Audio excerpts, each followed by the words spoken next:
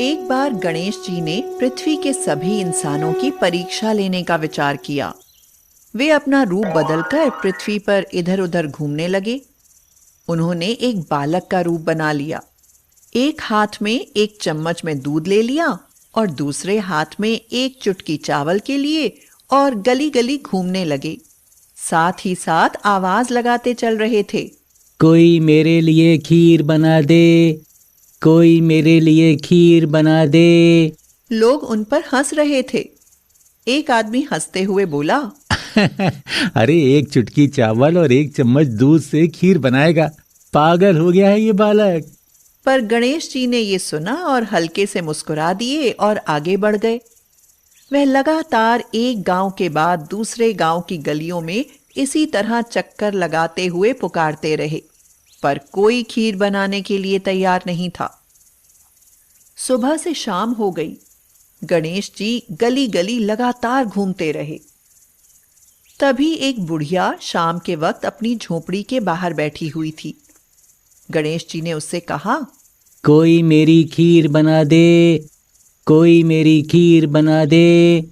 बुढ़िया औरत बहुत गरीब थी, लेकिन कोमल हृदय वाली स्त्री थी।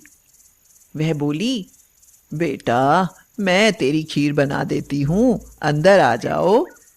तो गणेश जी ने कहा, माई, अपने घर में से दूध और चावल रखने के लिए बर्तन ले आओ। तब बुढ़िया अपनी रसोई घर से 2 छोटी कटोरी लेकर आती है।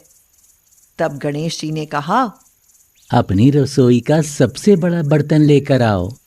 बुढ़िया अपनी रसोई में मौजूद सबसे बड़ा बर्तन और कुछ छोटी कटोरियां लेकर आती है। गणेश जी ने चम्मच में से दूध पतीले में उड़ेलना शुरू किया। तब बुढ़िया के आश्चर्य की सीमा न रही जब उसने देखा दूध से पूरा पतीला भर गया है।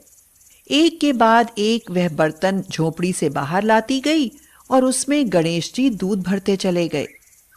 इस तरह से घर के सारे बर्तन दूध से लबालब भर गए और बचे बर्तनों में गणेश जी ने चावल भर दिए। गणेश भगवान ने बुढ़िया से कहा, मैं स्नान करके आता हूँ, तब तक तुम खीर बना लो। मैं स्नान कर जब वापस आऊंगा तब खीर खाऊंगा। तो बुढ़िया बोली, पर बेटा, मैं इतनी सारी खीर का क्या करूंगी? ये सब तो बर्बाद हो जाएगी। गणेश जी ने उससे कहा, क्यों ना अब सारे गांव को दावत दे दो।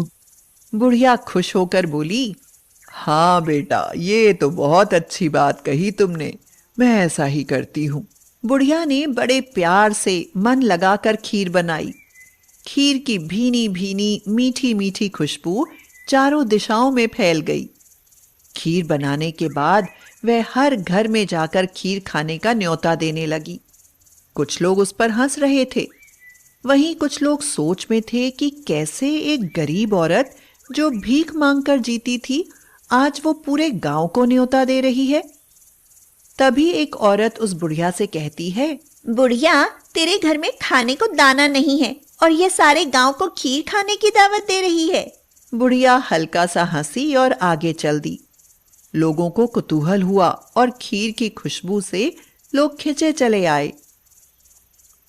जब बुढ़िया की बहू को दावत की बात मालूम हुई, तब वह अपने बेटे बेटियों को लेकर सबसे पहले वहां पहुंच गई। बुढ़िया ने जब अपने पोते पोतियों को देखा तो उसकी आंखें नम हो गईं और सभी बच्चे खीर खाने की जिद करने लगे। उसने सबको खीर दी और बाहर जाकर बैठ गई। तभी उसकी बहू रसोई में जाती है। उसने खीर से भरे पतीलों को जब देखा तो उसके मुंह में पानी आ गया और वह खुद को खीर खाने से रोक न सकी।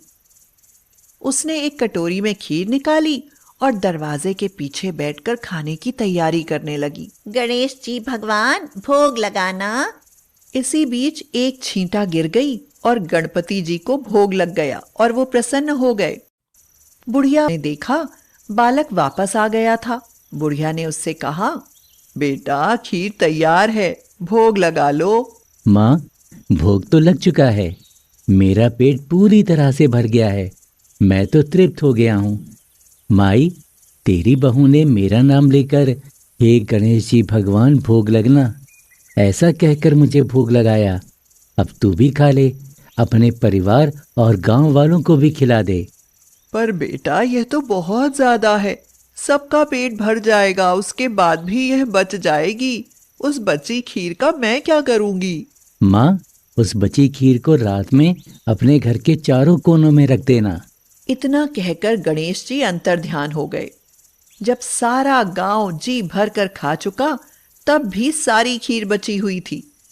बुढ़िया ने खीर से भरे बर्तनों को अपने घर के चारों तरफ रख दिया। रात शांति से बीत गई और जब सुबह आंखें खुली तो उसने देखा कि उसके खीर वाले पतीलों में खीर के स्थान पर सोने, हीरे, जवाहरात और मोती भर गए हैं। बुढ़िया ने बोला, एक समय था जब मेरे बेटे बहू ने मुझे घर से निकाल दिया था। तब मैं भीख मांग कर अपना जीवन गुजार रही थी, पर आज मैं बहुत खुश हूँ। मेरी सारी दरिद्रता दूर हो गई और अब मैं आराम से रहूंगी। मेरे तो सारे कष्ट दूर हो गए। हे गणेश भगवान, जैसे मुझ बूढ़ी को आपने सब कुछ दिया, वैसे ही सभी को दें। सभी कहानी सुनने वालों को दे, उनके परिवार वालों को दे। जय गणेश जी महाराज।